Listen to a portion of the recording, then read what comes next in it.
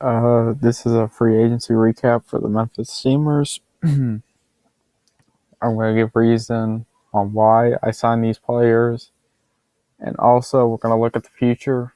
Because we're looking a lot better, and I mean a lot better now since we got these free agents, and we could possibly make a playoff run. Now that depends on our division. We've got to win our games, but other than that, if maybe the Elks Crusaders, if the Elks and Crusaders do bad, uh, then because the Gunners aren't going to do bad. I think they're going to go 11-5 regardless. So I think the only real threat in the division is the Gunners, but that's just me.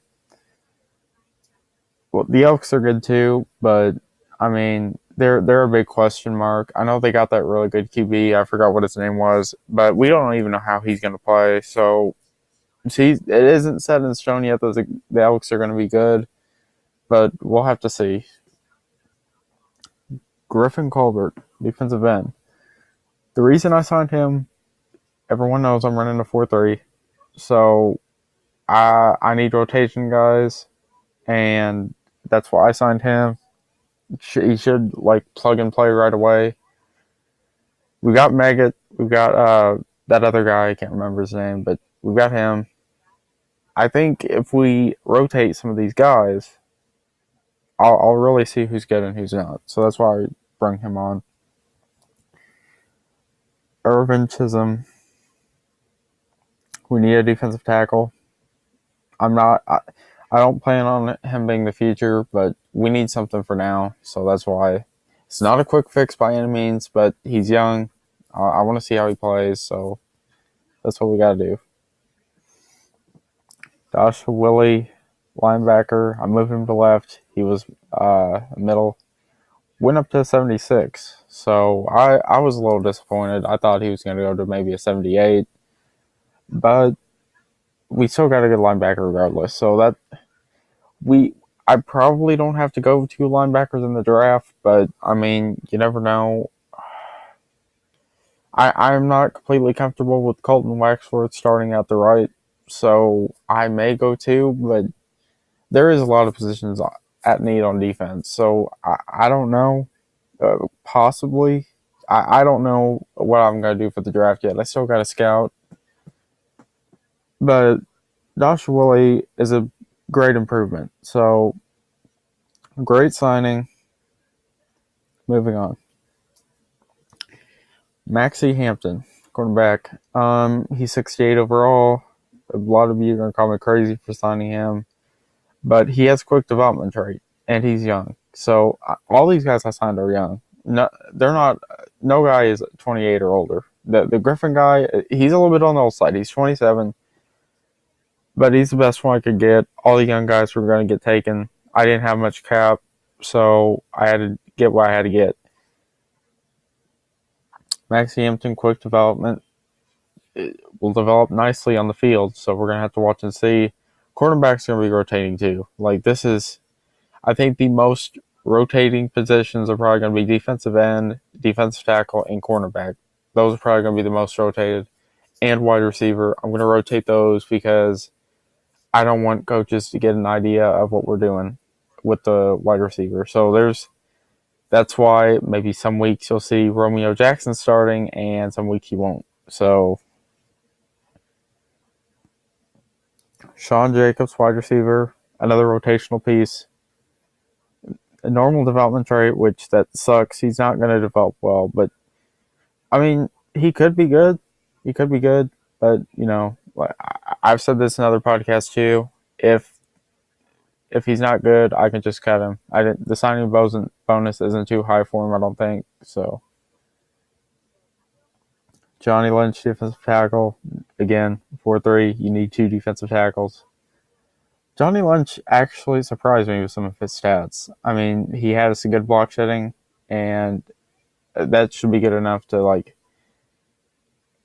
for him to get to the quarterback. Now, I don't know how his rushing is. I don't know. His awareness might be a little low, which kind of scares me because everyone knows in Madden, if your awareness isn't high, for one, you don't have a good overall, and two, your AI isn't good. So we'll have to see with him. Ryan Poole, guard. Not much to say about him. I brought him in just in case. Like a piece on the offensive line was bad, and I could just start him just in case. Actually, I'm surprised no one went after him because he's like 22, I think. So I'm really surprised. Another surprising one, Blake Hurst, halfback, and he's a 68 overall, but he has decent speed and acceleration. So another one, I'm surprised no one like tried to bid on him. But I mean, he's a good running back. Will he be the future?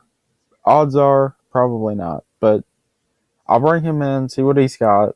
Like I said, I want to give everybody a chance to play, submitted player or not. So we're going to give him a shot, see what he's got. Dion Lacey, cornerback. This helped us in a tremendous way at cornerback. He's probably going to be a starter, to be honest, because we have nothing else. William Jackson III is good, I will admit. He's good. And Drew Collins might slide in there too, but he's our starting free safety. I tried to get Overton back, didn't happen. So he's a good player. You guys know me. If he plays bad, he's cut. That's it. So he needs to really perform for us. Kevin Cleland, great last name there. Guard, 73 overall. Again, another depth player. Not really much to say about him. You guys know the drill. If his offensive line, like, position plays bad, plug him in there. So that's really the offensive line. Like, I'm most likely not going to draft any offensive line pieces this year because I think we're good on offensive line. So our final signing, well, no, not our final signing. Before I get into him, we also signed a kicker and a fullback. My system I'm running requires a fullback for plays, so I had to sign him. We signed a kicker. Ray Mathis, defensive end, 68. I didn't sign him just for the name. His name sounds cool, but like I said, I want to rotate these defensive ends because I want to see what I got. And the preseason coming up, if it's a primetime game, Smitty told us we could play the preseason games. Like we could do CPU versus CPU, like we didn't have to film it or whatever against NFL teams. But if we're on an RFL primetime game, then you guys are really gonna see how I'm gonna rotate my defensive ends because I want to see what I got. And if we have a week 3 matchup, that's really gonna suck because we're not really going to see any rotation. The starters are going to be out week 3 probably, except for Wagner and probably Eric Reese. Those two probably not going to play, except for one game. So the reason why is I don't want those two to get hurt. I want to take a chance on them. Like it scares me even to play Wagner one game. So we'll have to see what happens, but I'm not confident that like EA's gonna do some trickery or whatever. Like I just don't want him to get hurt. So now the future of this team, we're looking better.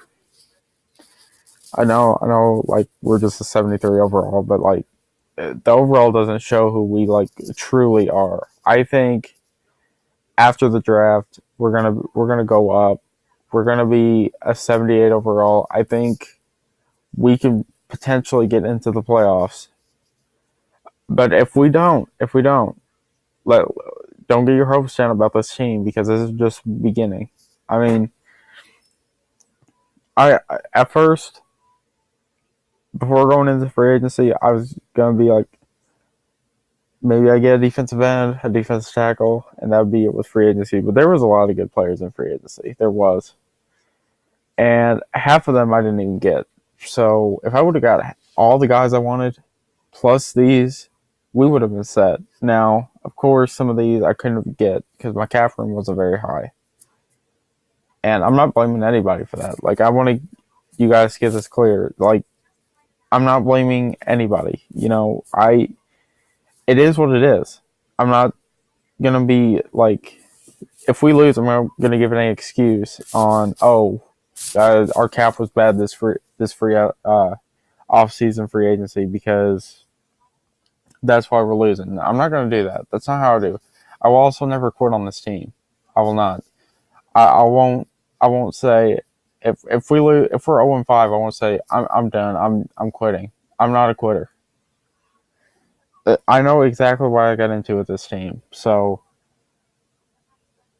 it's going to be fun rebuilding this team. I love rebuilding, and this is fun to me. So I'm never going to quit on this team. Whether we're good in year one or not, I mean, we have 4 first-round picks next year. We're fine. This is no sweat off my back at all. Now, of course, my job is on the line to build this team, and I understand that. I will get this team back to the playoffs, don't worry. We could sneak into the playoffs this year. This is not a bad roster anymore. These were key signings. I mean, the 68 overalls, 67, believe it or not, are key too. They will play a big part in the preseason. Now, will they start in the regular season? Odds are probably not, unless they ball out. I'm talking about like 10 sacks in the preseason. That'd be 10 sacks in 4 games. So, unless that happens, I don't see one of the 68 overall starting. But you never know. The offensive line is a big question mark. How are they going to play? So, that's going to be it. But, anyways, that's the future of the team. Heading into the draft, we got a lot of options. Obviously, there's a lot of good prospects in the draft. Probably a lot going undrafted. Some of them did mess up their application, which is unfortunate. But they will get it next year. Assuming, of course, they don't be a coach, because there's a new rule that Smitty made, which I'm 50-50 on. I mean, I get the realism of if you're a coach, you can't play coach and be a player in real life. But that also takes away from having a lot of players submitted in the draft. So a lot of players should mess up their applications, like I was saying. But I will just message me. I will sign you. So like a 1-year deal. Now don't get disappointed if you're cut, because I can't keep everyone. That's the unfortunate part. I say that's the hardest part about this job, is cutting players, because I want to give everyone a chance, but sadly that isn't the case. You have 53 men on the roster, and week 4 you got to cut those players. Now if you're bring on all the full roster, if you have a full roster, they're going to make you cut some players every week. So I'll try not to cut any submitted draft players till like week 4. But if you're just not good, then I gotta do what I gotta do. But yeah, just message me and I'll sign you to a 1-year deal. If you're in the AFC file, unfortunately, I don't know how that's gonna work, because I'm in the NFC file. But if you're in the NFC file, just shoot me a DM and you will be on the roster. For how long, your players got to show up to earn a spot. So I've said this from the very beginning. Everybody is going to play, but you have to earn the vote on the helmet. You can't just like play bad and expect a spot on the roster. That's not going to happen. But anyways, that's it for me. I'll see you guys before the draft. Give you my little mock draft on who each team's going to take. It's going to be a little hard, because I'm going to be scouting my own players, and on top of worrying what everybody else is going to draft. But a little difficult, but I'll manage. So thank you guys for watching, and I'll see you later.